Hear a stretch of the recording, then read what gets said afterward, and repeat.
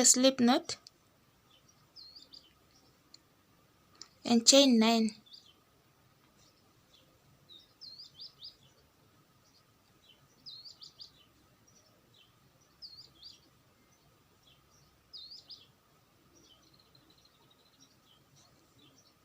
Once you get 9 chains, now single crochet into the second chain from the hook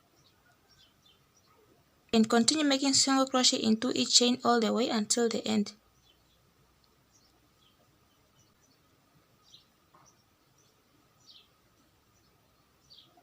At the end here, chain 1, turn your work. For the next row, we are going to work into back loops only. Start working into this very first stitch from the hook, but only into the back loop, and continue making single crochet into each stitch all the way until the end, but continue working into back loops only. Then once you reach that last stitch, grab both loops. This last stitch, make a single crochet into both loops. Chain 1 and turn your work. For the next row, we are going to repeat the previous row by making single crochet into each stitch back loop, but we are always going to start with working into that very first stitch from the hook and continue making single crochet into each stitch back loop all the way until the end, but we are always going to work into both loops for the last stitch. And that's what we are going to do for this entire ribbing panel. So you must repeat working into each stitch back loop all the way until the end, until you are satisfied with the length of your ribbing panel. I'll meet you once I get my fully sized ribbing panel. In my cases, I'm making size small, which is my size, so I will continue working like this until my ribbing panel measures about 28 inches. Okay, I'm done with my ribbing panel, and this is how it looks like. It has about 59 rows. I have counted them this way: 1, 2, 3, 4, 5, 6 until 59, all the way until here. So this ribbing panel is the one that should be around your waist like this. So to proceed to the next step, at the end here, make sure you have chained 1. Now for the next step, we are going to start working across here, across the ribbing panel all the way until the end. But now we are going to switch to a different hook, which is bigger than this one. Okay, once we get our bigger size hook, we are going to start working across here by making single crochet into that very first stitch and continue making single crochet across all the way until the end. And just make sure you are placing 2 single crochet into one row. I mean, like 1 single crochet here and 1 here, 1 single crochet in here and 1 single crochet here. Continue working like that all the way until the end. I'll meet you at the end of this ribbing panel. Okay, here I am at the end of my ribbing panel. Let me say I'm done working across my ribbing panel. Now for the next step, I'm going to work again here, but I'm not going to make a single crochet anymore. I'm going to start making a different crochet stitch. So to begin, make a double crochet into that very first stitch from the hook. Just make sure you have chained 1 and turn your work. Into the next stitch, make a single crochet, double crochet into the next stitch, single crochet into the next stitch, and just repeat that all the way until the end. And this is what we are going to repeat actually for this entire part until our project measures about 8 inches long.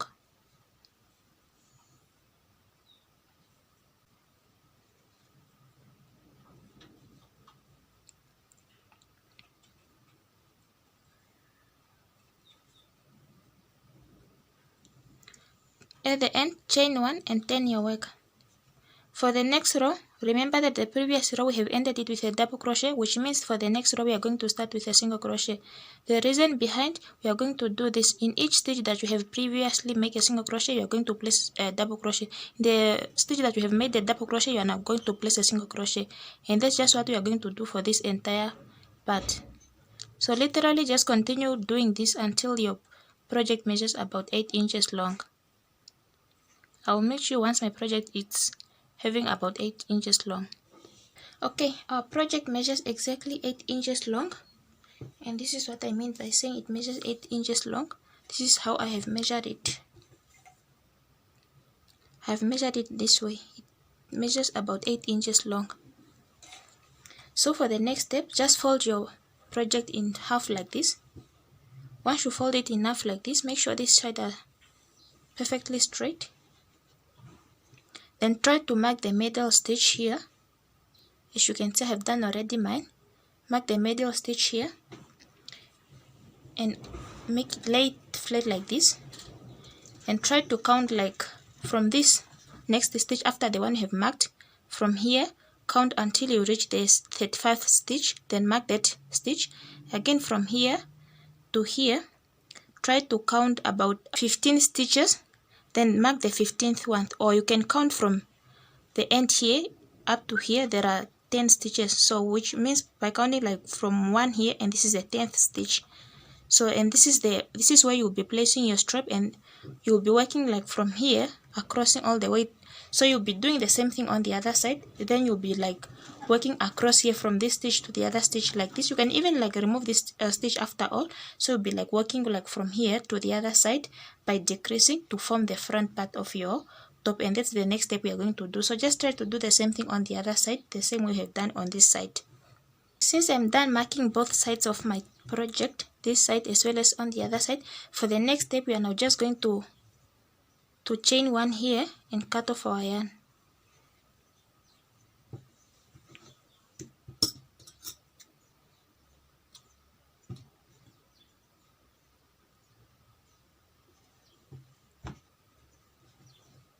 For the next step, we are going actually to work from this stitch, not the last one, because this is where you'll be placing your strap, but you're going to start working from this stitch all the way across, ignoring this. As I said, you can also remove it until this stitch, not the last one, because this is where you'll be placing your strap, as I said. So you'll only be like working across these stitches. You can remove this one. This is one you can ignore it for now. To proceed to the next step, flip your work like this and make sure the wrong side is the one that's facing you and the right side is facing down. You have to start working from this stitch. So once you have flipped your work, and make sure the right side is the one that's facing you and the wrong side is facing down. So go ahead and make a slip knot.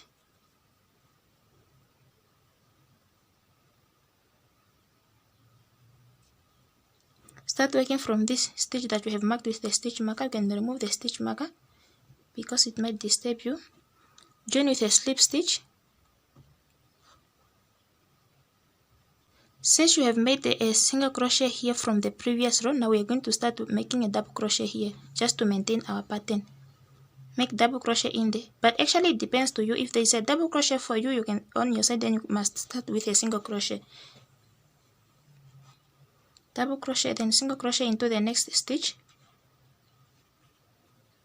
Double crochet, just continue that all the way until you reach this stitch marker here. Not the one in the middle, but I'm talking about this stitch here. So I'll meet you once I reach that stitch to show you the next step. Just continue alternating between single crochet and double crochet stitches all the way until that other stitch that I've just shown you.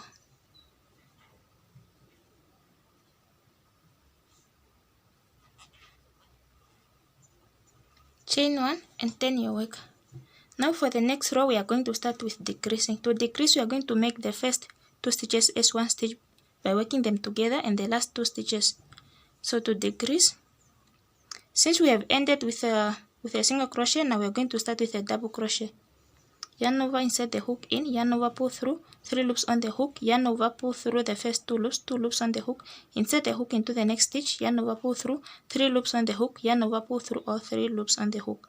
Now continue making the same pattern, double crochet, single crochet all the way until you reach 2 last stitches on the other side and decrease as well.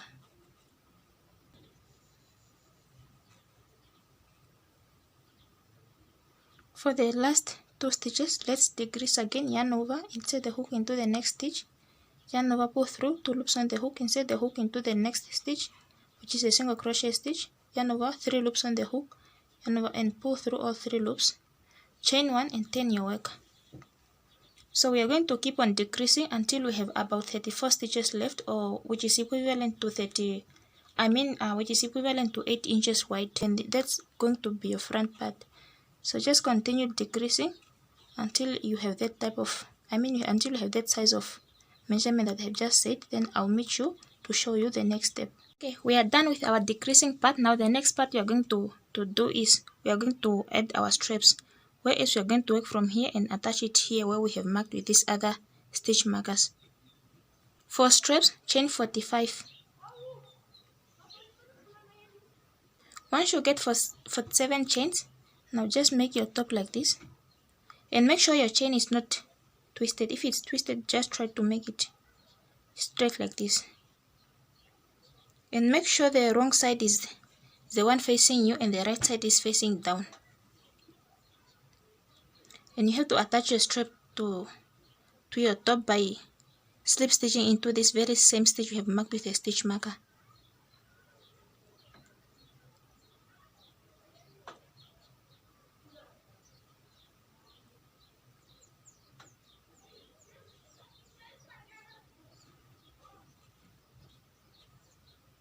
Slip stitch, chain 1, and you can cut off the yarn. So just do the same thing on the other side.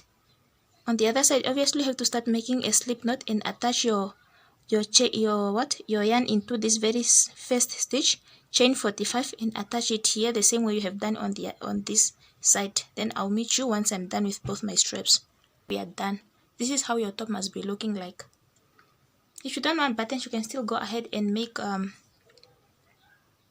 straps. To make a strap, you can just literally do the same size of strap, the one you have done for your shoulder straps. Actually, just chain even like about 100 or 120, then start placing it in these small spaces.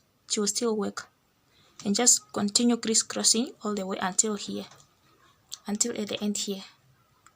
Whatever you choose, either you can go for buttons. In case you don't have buttons, you can still make a strap. A strap you can chain even about 120, and you can just go ahead and place it in these small spaces. So long as you have only made one chain without slip stitch bank into it, then you just go ahead like that. So we are done.